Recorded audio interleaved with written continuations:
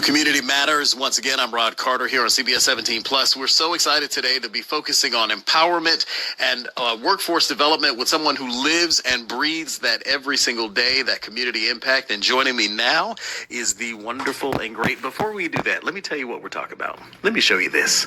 This is a Workforce in Action business luncheon that's going to take place. I'm going to show you all this again, but it's coming up on Friday, December 5th, and from 11 to 1:30 p.m. And we're going to give you all these details. But I want to tell you who's been putting all of this together. This is Chisa Pennix-Brown, and she's the Chief Experience Curator, and I love that title, of Give It to the People. That's an organization dedicated to helping people grow their businesses. Thanks so much for being here. How are you? I'm wonderful, and thank you so much for having me. Oh, this is great. I'm excited. It was really nice to meet you the other day, and as soon as you talked about your program, I'm like, we got to get her on so we can talk about it. First of all, for viewers who may not know who you are, what you do, tell me a little bit about Chisa and what a Chief Experience Coordinator is. So what I do and who I am is I am the person who is behind the events, making everything do what it do, so to speak. Yeah. I think a lot of times people put on events, but they don't think about all the details. And we primarily focus on business events. So business, professional development, and business development training. So for us, it's really not just let's put on something, but it is for everything to be immediately actionable. And it also is to make people feel good about learning and really feel good about coming out to every event that we do, because we are intentional about attracting the right people and making sure that they get the information that they need as soon as possible, because business is 24 hours a day when you're really doing this. And it doesn't just stop with a 9 to 5. So we want to make sure that people have the tools that they need so they can be successful. That's absolutely true. Tell me about Give It to the People and how that started and what it is and what you guys do. Yes, definitely. So Give It to the People. We're a business service organization who focuses on helping businesses grow. And we work with other business service organizations throughout the state. So that's like your CDFIs, your cities, your counties, banking institutions. We are heavily involved with the Small Business Center Network and have been for over 15 years. And so we provide that training, but we also do our own events, and we do events for and with other people, because capacity is one of the biggest things that people have a problem with. And a lot of people are short-staffed, so let us come in and be that fractional event planner to put those things together for you to make sure everything runs smoothly, and we make sure that people are not stressed and overwhelmed whenever we do events, because we always like to think about mental wealth as a primary focus. So get your mind right and get your money right, and when you're investing with us, that means that you don't have to have all of that stress, but you'll have an amazing event. I mean, your business is an example of exactly what you're talking about in entrepreneurship and building up community. How did you get started with Give It to the People? And what led you into that direction? So our previous company was called Lady Business, and we started that in 2008. But when COVID came, my husband and I were working at home together. And what we wanted to do was see what we could do to put our talents and our skills to the best use, and also see where we can make the most impact. And so one-off classes are great, and we still do those, right? We'll still do plenty of webinars. We'll do things in person. But a one-day summit where you can get multiple learning experiences has been something that has been pretty much like a catalyst for us to really say we can impact a whole lot of people on one day, and then be able to assist them with those resources that they need after that, which then also led into this year in January, we started our Give It, Get It business membership, because we saw that people needed more help. So it's like classes are great, the summits are great, but now where can I get some of those actionable things to make sure that they're aligned throughout the whole year? So we added that in this year, and it's been growing. So our goal for the end of the year is to get to like 200 members. We are already around 150.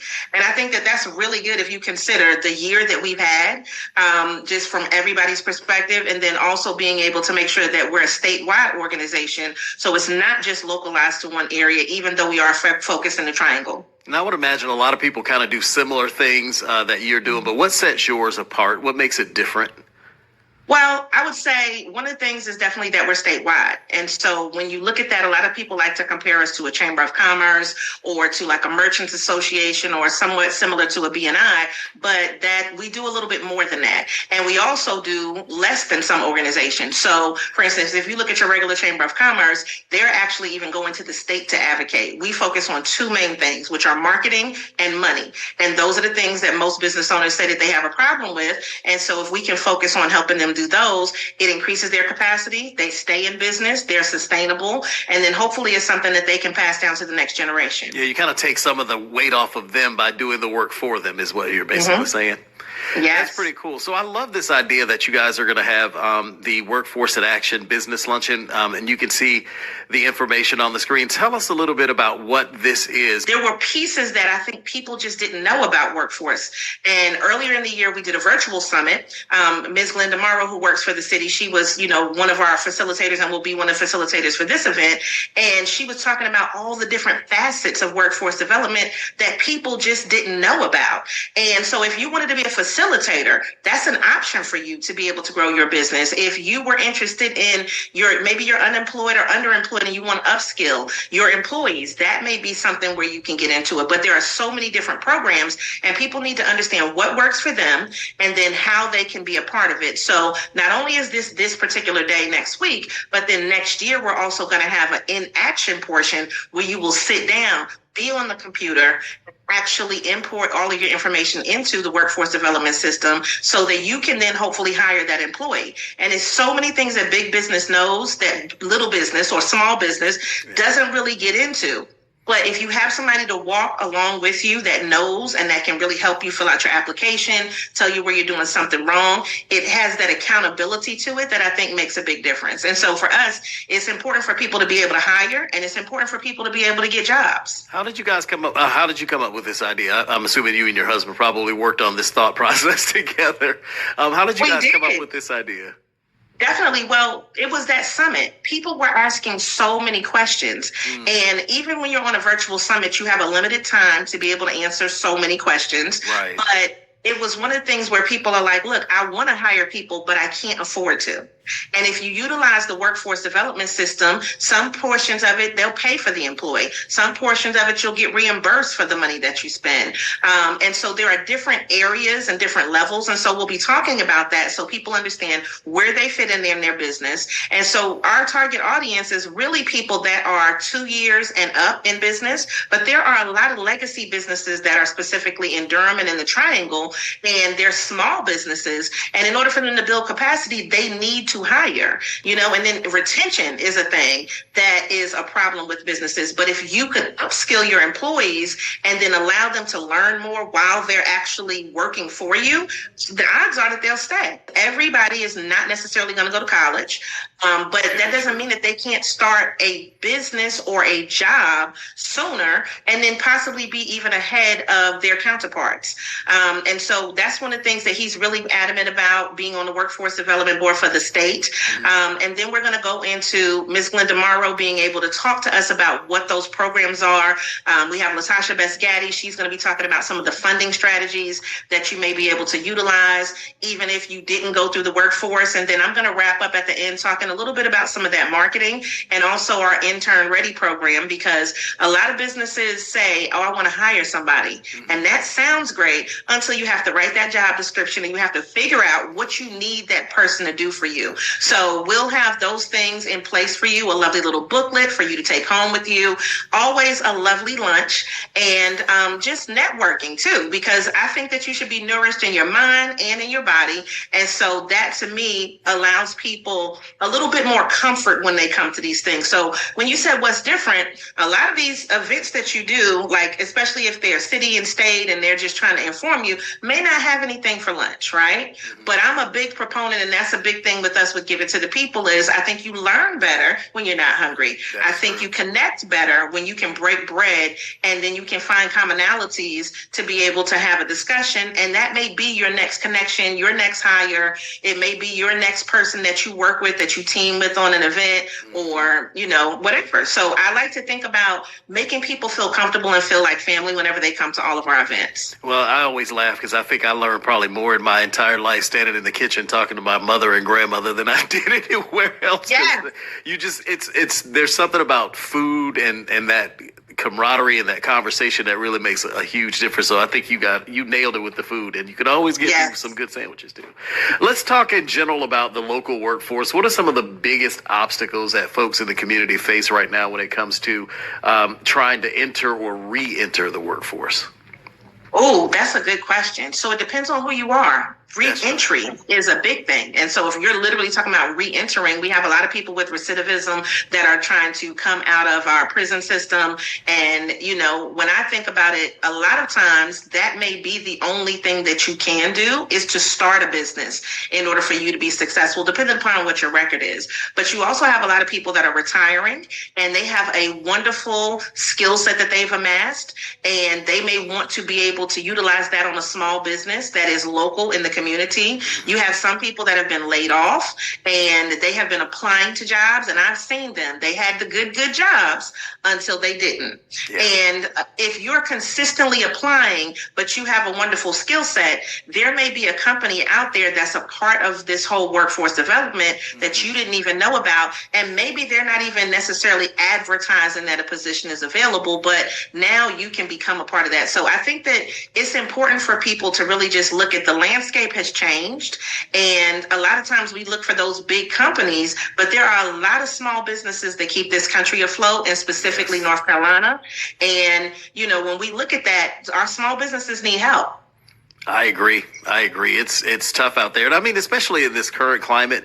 And, the pandemic really did a number on the country, too, especially small businesses. So I think organizations like yours who put together events that can help small businesses thrive and also just help people kind of get themselves back where they want to be or get to where they want to be make a huge difference. If I were listening to this just at home for the first time today, what's the first step that people can take to kind of plug into your programs and your resources? Is the best place to just go to the website to get more information about that and then kind of move from there? Definitely go to giveittothepeople.com. And even when you go there, we have a membership page. You can go click to that. It'll take you to we have a separate site. It's just the way that it's designed for our membership. When you join the membership, you're also going to get our newsletter. You're going to be able to see the blog posts. People can post their own events. You can find out what is going on a consistent basis. We put out tools and tips.